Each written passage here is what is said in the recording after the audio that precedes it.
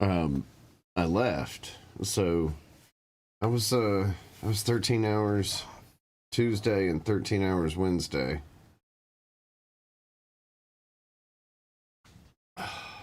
Why?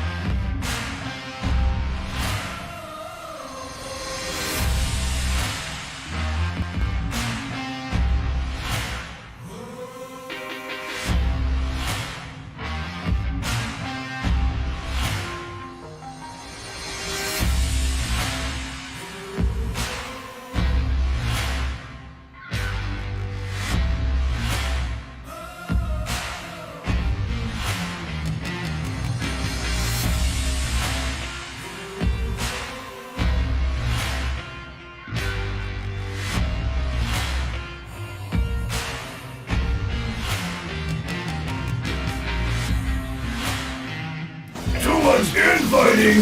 Grimlock can't even! Damn it. I forgot to disable those after we went off yesterday. Yeah, I noticed. So did I. Just not as early as I would have liked to have noticed.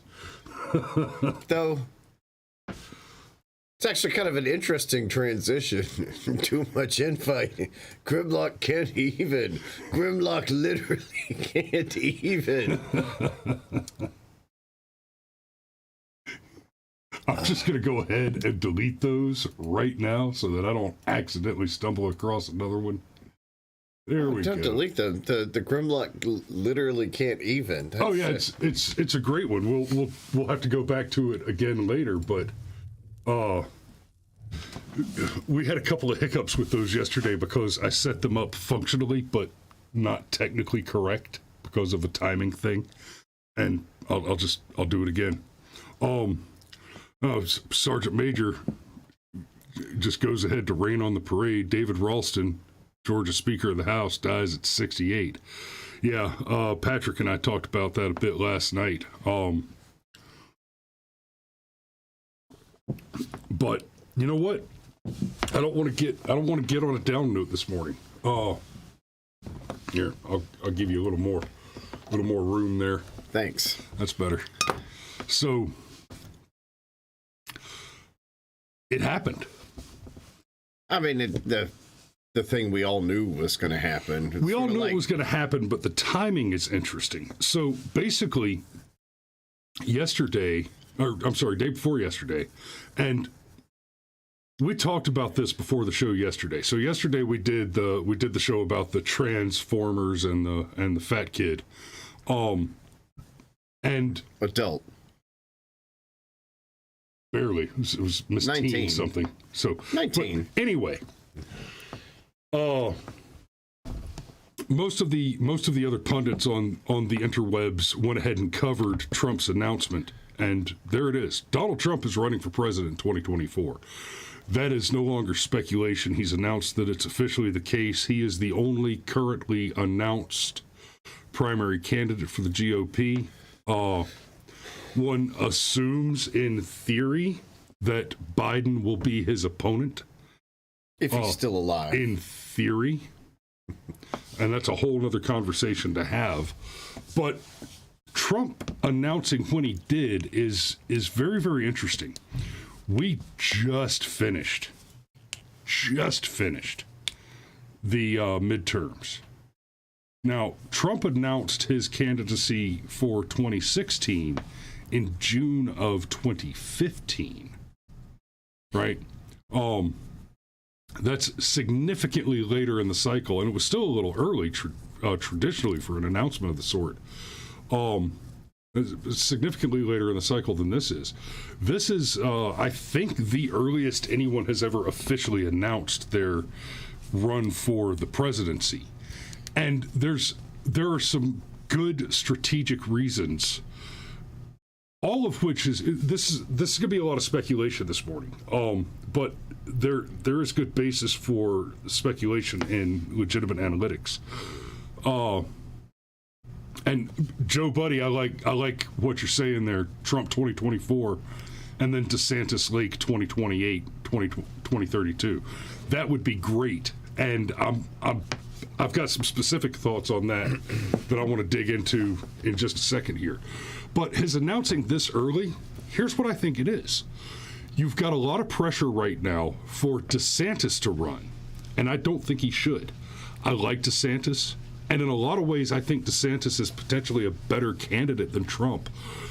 But something that you got to remember, and Trump he didn't say it explicitly, but if you go and watch, if you haven't already seen the announcement speech, Trump did a few very clever things with this speech. One of the big criticisms that Trump faces is that he's bombastic and outlandish. The speech was kind of bland. It was a very prepared Trump speech. He stayed on notes and on teleprompter for most of the speech. When he did go off teleprompter, he was just kind of funny and very personable and humble, surprisingly. And he made a point. He was making a point in that very prepared speech with some very careful and explicit remarks to point out a major criticism is that DeSantis is everything you love about Trump without the bombast, without the mean tweets, without the over-the-top personality. And Trump delivered us here's everything you love about Trump without the bombast, without the over-the-top personality.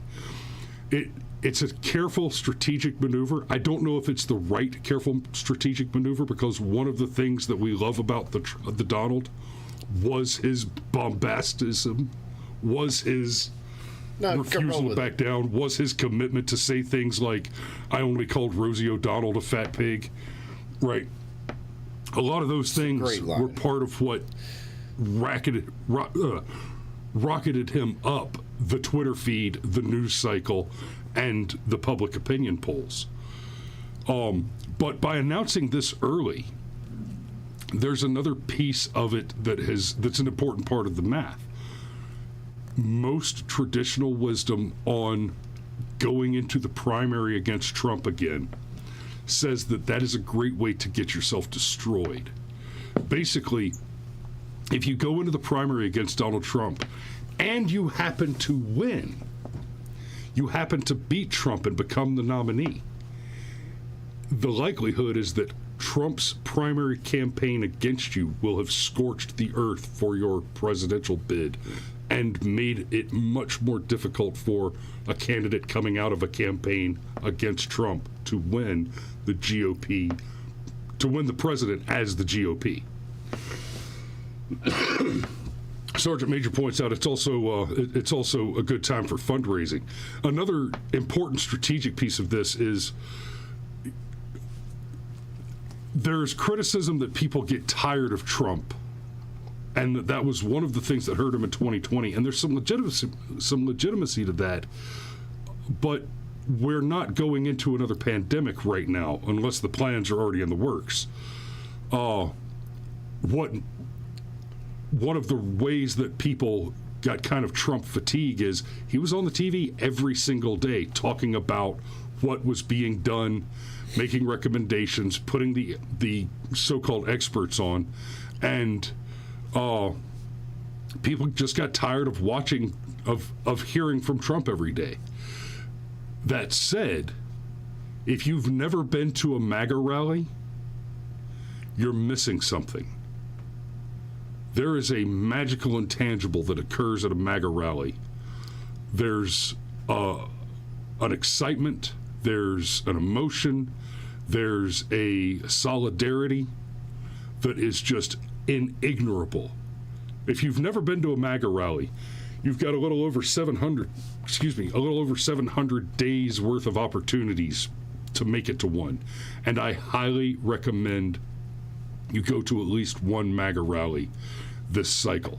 It's an event. It is a spectacular event. I went to a few, and I had a blast at every one of them. Okay. And Vernon Jones went crowd surfing.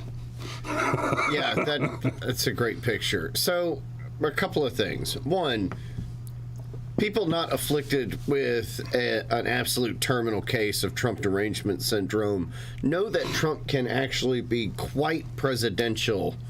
Like, he would do, like, the State of the Union address where like, that was just like an absolute, that was absolutely amazing, where, like, Rush Limbaugh got the Freedom Medal and all that.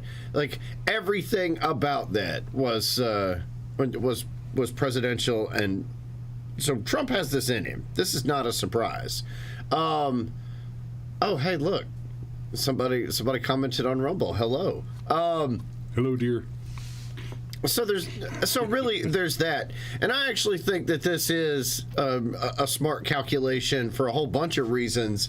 For better or worse, we've got established precedent where you can't be indicted. There is that, okay? Yep. There's the fundraising.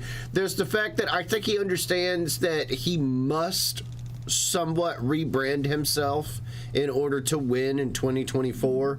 And so I saw a fantastic meme that was like, it's only 731 days till the election.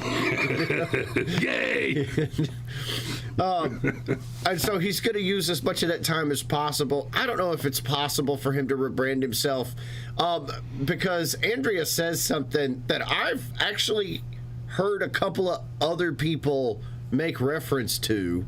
And yes, Krista, you're one of the people that I'm referring to here.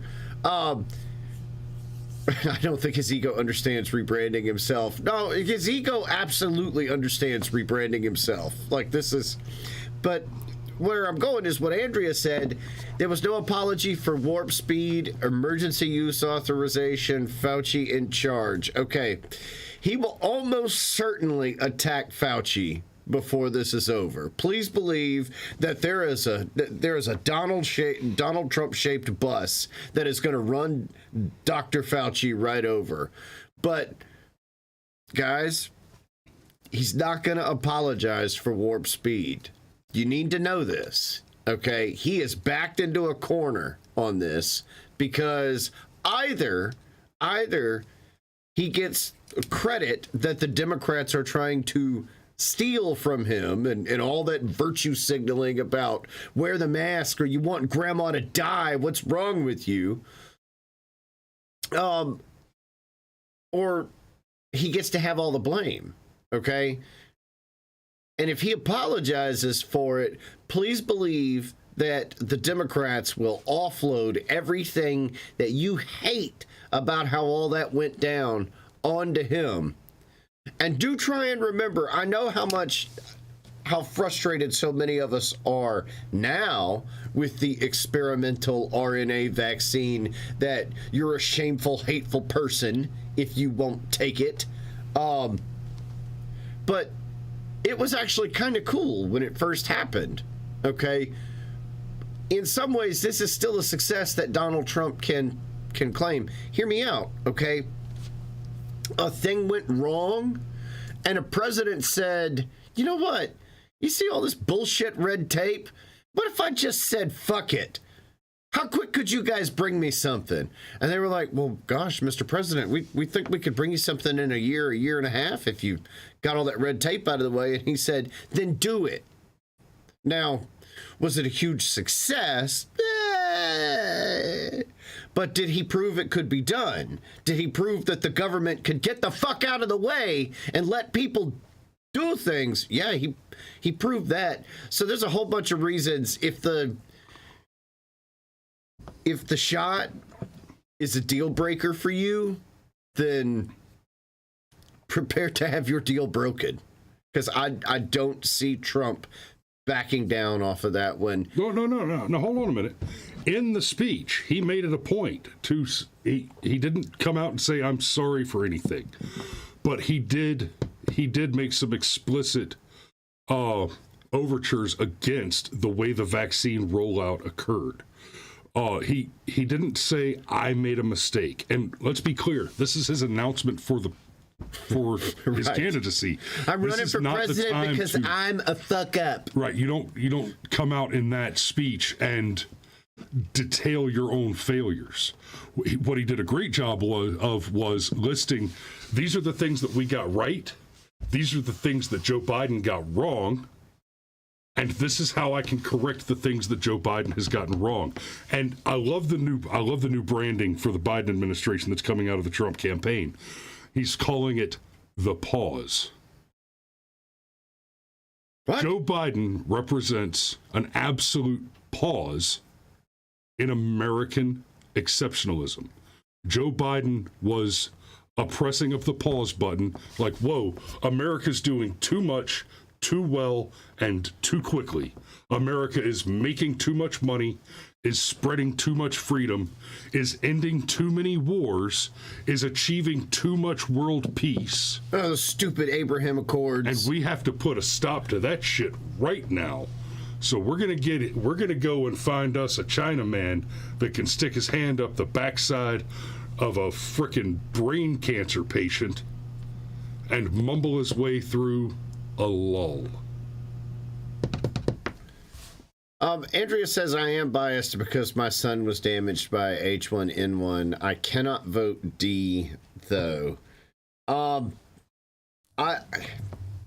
people that feel like Andrea, and I saw earlier up there where Krista said, I don't necessarily want him to apologize. I just wish he'd stop bragging.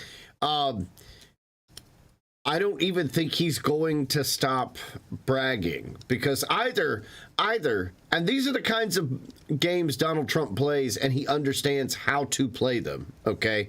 Either the media is going to continue with the narrative that the COVID shot was one of the most amazing things that ever happened, and Donald Trump rightly gets to say, hey, I deserve some credit for that.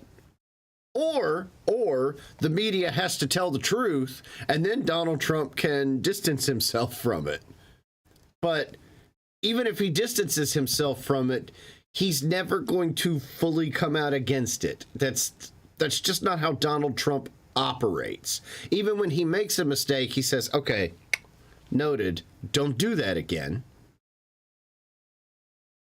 Like, that's I am sorry for your son being damaged by the vaccine. I really, really, really am. But this is how this is going to operate. Well, yes, Alex, we got our very first ever YouTube stripe for what Alex says. I think it's disingenuous to call it a vaccine, but as an immunosuppressant, it saved a number of my friends' lives. I'm certainly anti-mandate, and ultimately the vaccine was a choice. I don't know a single person that was forced to take it. That's because we don't. Yeah, that's because we don't live in New York. Don't spend enough time with military people. The vaccine was a choice for some. It was not a choice for all. But right, if you were enlisted, if you were a healthcare worker, if you were enlisted, it was involuntary. It was either you take the vaccine or you are expelled from the military and functionally a felon, because they were removing people from the military over that, and with dishonorable discharges, which is functionally the same as being a felon. To say ultimately the vaccine was a choice is simply a false statement. For many, it was, but not for all.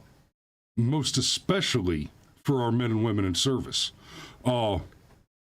Yes, same for officers, but officers aren't people. We can agree on that. Well, look, the reality is between the rebranding of Donald Trump, the fact that if DeSantis has any presidential ambitions, I kind of think he has to run in 2024, even if he knows he's going to lose. It's not at all uncommon for guys that want to be president to run 4 or 8 years before they actually get the nomination. Or 20 or 30. 4 or 8 years before they actually get the nomination, get their name recognition out there, and then come back around. And now another thing that they've got on their resume is that they've participated in this process before.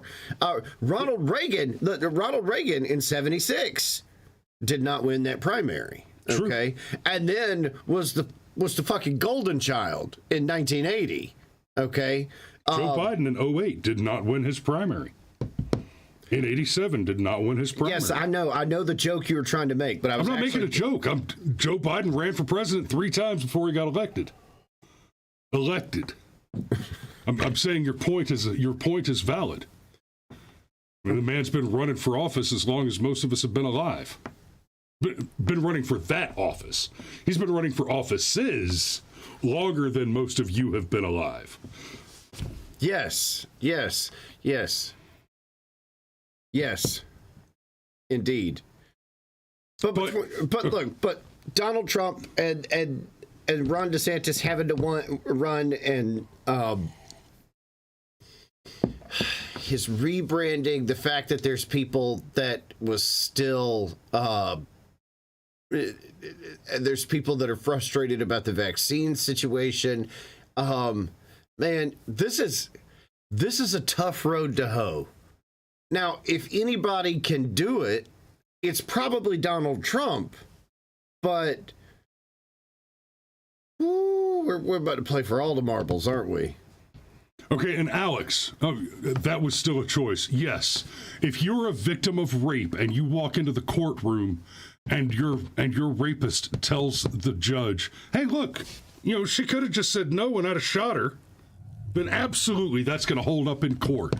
That under coercion, under threat of force or penalties, under extortion, that you had a choice to suffer the consequences of the extortion, then absolutely it was a choice.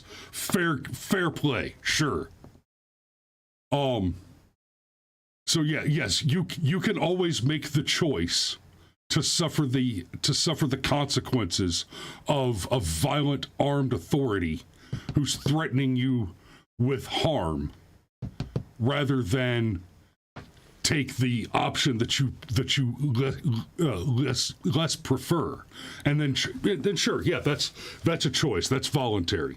I'll give you that one. Being a victim of rape is a voluntary activity under that argument. Let's move forward.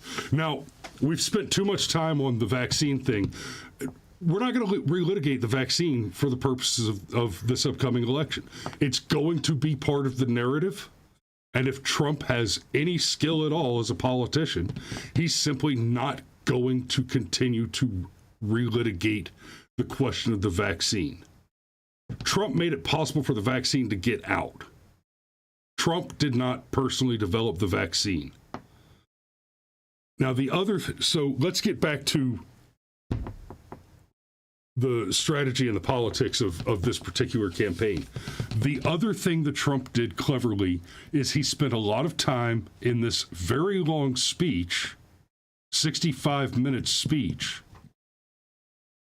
which was also not an accident. He's reminding you, by the way, I'm still a person who can stand here and speak to you for over an hour without mumbling and bumbling and saying true and under shout of pressure. Yeah, Joe Biden's got a hard cap at around 20 or 30 minutes. Yep, at best. Well, it's a hard cap. It's a speedball that gets him there. Right. No, but the other thing clever. He did very cleverly, DeSantis is his number one primary opponent probably right now. And Donald Trump got up there and talked about foreign policy. Ron DeSantis is a brilliant and fantastic conservative governor. He's absolutely excellent. I would love to see DeSantis for president eventually. But Donald Trump made a very, very good point by getting up there and talking about foreign policy, and that is that foreign policy is the biggest piece of the gap between what it means to be the governor of a state and the president of the nation. Foreign policy activity is a huge gap between being a governor and being the president. And more importantly, this isn't just coming from some former president who has the foreign policy experience to back himself up on the experience alone. We're talking about Donald Trump, who gave us record high employment, lowest unemployment rates in history, in part due to the success of his trade wars with China, which he also talked about in detail. We're talking about the architect of the Abraham Accords. We're talking about the first president in living memory to include the current president, by the way, to not begin a new foreign war on his own watch. We're talking about the president that shut down North Korean nuclear missile testing. We're talking about the president that basically cowed Russia. Putin stopped making territorial gains for about 4 years there, didn't he? Donald Trump is the only U.S. president that has served while Vladimir Putin has been in charge in Russia, under whose watch Putin has not invaded and conquered another country. Putin took a country in every presidency except for the Trump presidency. Period. Well, that was that Trump-Russia collusion. Yeah, exactly. Mob mentioned fuel independence. That is more of a domestic issue, but absolutely an important. Fuel independence has important foreign policy implications, but it's a functionally domestic economic issue. Now, that said, because we're now seeing China and Russia working on this BRICS program thing, which is explicitly an attempt to end run and replace the U.S. dollar as the petrodollar. The fuel independence issue is about to become a very important foreign policy issue. Oh, yeah, now that the midterms are over, watch your gas prices go up. Oh, yeah. Especially now that it's about to be cold, and there's a whole lot of cold areas of the country that heat their houses with natural gas. Like, they were already up by about 10 cents most places I passed yesterday. And that was all over the metro. I didn't get out into any of the more rural parts of the Georgia yesterday, but I was all over the metro for a minute, and everywhere it had been between 296 and 307 or so, and everywhere I saw yesterday was between 317 with I think two exceptions. It was like 317 to 335. Yeah. So look, good speech. A lot of clever things in the speech, okay? But at the same time, and look, I'm not saying I'm sold on DeSantis even. Let me be absolutely crystal fucking clear on that point. And I've said it over and over and over again. Policy-wise, like, Donald Trump was a center-right, conservative flavored populist. If Rand Paul or Ted Cruz had been president, had an identical presidency, all of us on the right would be saying that is how you do it. That's why our ideas work. And of course, everything was going absolute gangbusters until the virus that totally didn't come from a Chinese lab happened to come from a Chinese lab and shut the world down for a few years. Okay. But, if wishes and nuts, I already fucked it up. If wishes and butts were candy and nuts, every day would be Christmas. I'd love it if certain things could happen with Trump, but at the same time, we've got all these things that we're going to have to chop through, and not the least of which is DeSantis. There's one school of thought that says a contested primary is good because you have all your candidates get vetted. Right. There's another school of thought that says a really bitter and contested primary is bad because you can divide the party. And I don't know where I come down on this. When you said that Donald Trump's campaign style was going to effectively be scorched earth, and I'm kind of worried you're exactly right there. Yeah. And that brings me back to, and this will be the last point that I want to make, but that brings me back to the timing of this announcement. By announcing before anyone else and announcing so very early. Or he blankets the field. Yes. Well, not just that. He's issued a warning. Oh, no, Hey guys, I get it. He's putting everybody on notice. I'm here. You're on notice. Yeah, the big dick energy has arrived. Enter the primary at your own peril. And I would not be surprised to learn, and I doubt that we will ever actually learn this, but pure speculation. I would not be surprised to learn that everybody who has considered a primary run has had a private phone call from Donald Trump where he said, "Look, I like it's you, not kid. your turn. I like you, kid, but you need to start looking at 2028. Just forget about 2024." And honestly, this is what I want to say to all of those people, including Ron DeSantis. Absolutely. Wait until 2028. And here's my argument for that. It's not just that you've got the scorched earth situation going on. Donald Trump, after he wins in 2024, cannot run for re-election. It's another thing. This is his last term, which means that the guy who was willing to throw the middle fingers, establish U.S. energy independence, which can indeed lead to U.S. energy dominance, which we need, especially in the face of our foreign adversaries beginning to build anti-American petrodollar alternatives. Donald Trump will be in a position to be aggressive, retake the gains that the Democrat Party has quite intentionally taken away from us. We're going to get into this in much more detail over the coming weeks and months and, frankly, 2 years. But make no mistake, what we're experiencing right now with high gas prices and escalating foreign tensions toward a World War III situation and all of that, this is by design. This is what the Democrat Party runs on. It's what they want. Go back and study your history and try to find me a foreign conflict that didn't start with a Democrat president. There's 3. That's your hint. Go check it out. FTX. Yeah, the FTX situation. We'll be getting into FTX in a great deal of detail in the coming Well, I mean, months. that's literally by design. Like, apparently one of the things that company had on its balance sheet was a line item that was like, "Stop Trump." Mm-hmm. A line item on which they spent $50 million. That's not...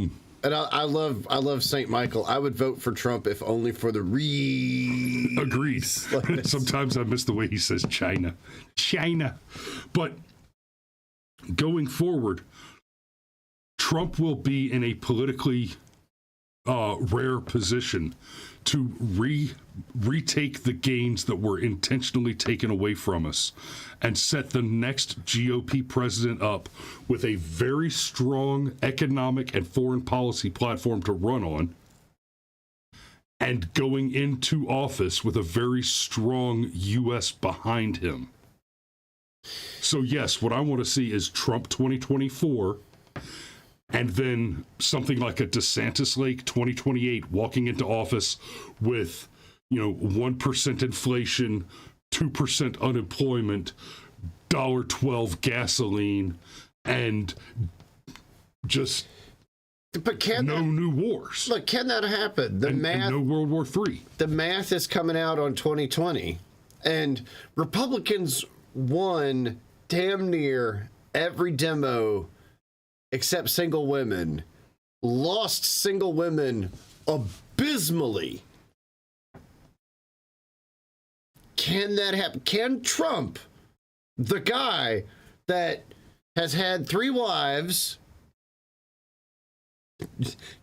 I mean, and he's already No, you make a good point. We just learned in the 2022 midterm that infanticide is morally superior to affordable groceries and gasoline.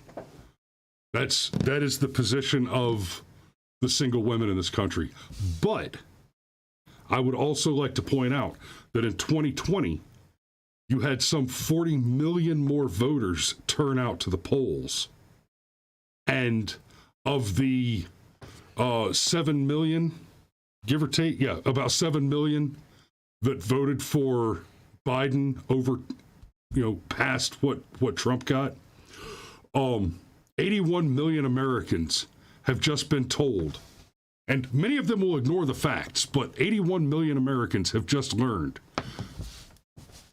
your ideas are expensive, stupid, and dangerous. Some of them have to get that message. Some of them must get that message. Because let's be very clear. If you voted for Joe Biden, you are responsible for the Ukraine situation. That was the direct result, not of Joe Biden's election, but of Joe Biden's reversal of American energy independence.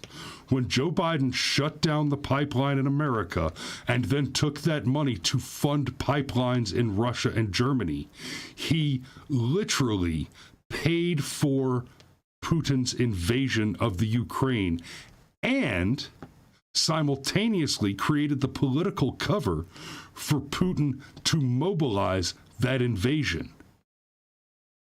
And that's before you even get in to the evidence that we now have coming out, that the follow-on result, which makes the motivation for Biden intentionally creating the Ukraine situation look all the more politically motivated.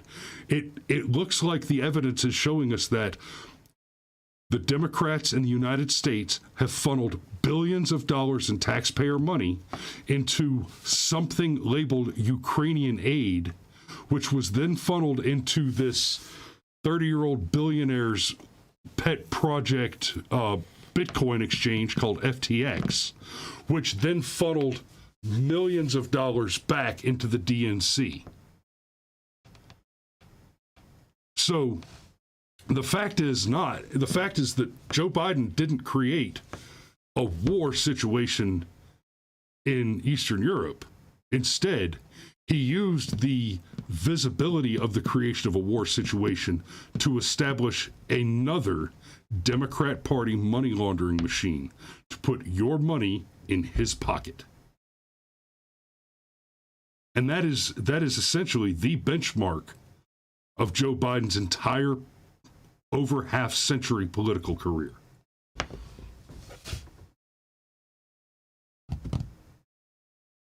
I mean, I got another. We keep walking away from actually talking about Trump, but I got nothing. I've already said it. It's this is going to be a tough road to hoe. Policy-wise, I support Trump. We'll never be ashamed of that. We'll tell my grandchildren about it. So don't believe your bullshit liberal history books from your he, she, it, they, them teacher. Donald Trump was a good president, but I don't know if he can win again. The advantages that he had in 2016 were that they didn't take him seriously, and they take his ass serious now. They do. Okay, we need to go ahead and wrap it up, but I got a couple more things that I need to touch on real quick that have to be part of this conversation. 2022 midterms, popular vote. 5 million more Republicans nationally came out to vote over Democrats, right? No, I'm sorry. I think it was 7 million. It was 5%. Anyway, more Republicans came out to vote in 2022 in the midterms than did Democrats. And what's important to understand about that is That is despite the fact that the Republicans do not have a ballot harvesting machine at work, and the Democrats do. So even against the Democrat ballot harvesting machine, where you got one guy going and stealing thousands of votes from a couple of different apartment buildings in New York and Los Angeles and San Francisco and Atlanta, the Republicans still managed to turn out a larger number of legitimate voters. And then the other piece was, shit, I lost track of my other thought.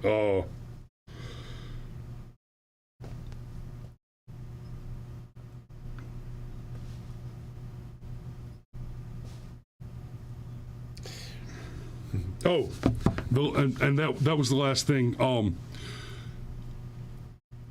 I think it was Sonny Hostin came out and said that Ron DeSantis won Florida by cheating, and the way that he cheated was he established a police force to prosecute voter fraud. Basically, he was an the way effective that he executive. Yes, right. He cheated by doing his job. Right. The argument that she's making that people like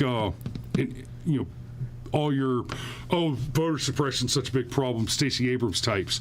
The argument that they're making is that for a Republican to prevent voter fraud is voter fraud. To do the thing he was clearly elected to do, and actually be a functional executive, because you've got you have the levels. You've got what all executives are supposed to do, and you're supposed to do what the people that voted for you want you to do, and it's cheating for Republicans to do that. Now, in the speech that Donald Trump just gave, he did not spend any time at all. He cracked one kind of off-the-cuff joke about China and elections, but apart from that, he didn't talk about 2020. He didn't talk about voter integrity or anything like that, as far as making any accusations or claims about the past. Which is wise. And I agree. And this election does not need to hinge on relitigating that. Whether or not you think something should be done about whatever may or may not have happened is completely besides the point for the purposes of strategically conducting an election. But what he did say toward the end of that speech, he said that one of the things he will push for when he is president again in 2024 are, the list of things: paper ballots, same-day voting, voter ID, and counted on the same night. Those four things. The vote will be counted on the night of the election. The election will be a single day. You will present voter ID, and you will vote on a paper ballot. I am 100% behind every single scrap of that. If voting is not important enough for you to show up and do the job, then you do not deserve to vote. I would take it one step further and say you should not be allowed to vote, because never forget this: you do not have a right to vote. There is no right to vote. Voting is an obligation, it is a duty, it is a responsibility. It is not a right. It is a duty. And part of having that duty is that you fulfill it properly, that you do it adequately. If you don't know the name of a candidate on the list, you should not be voting for that person.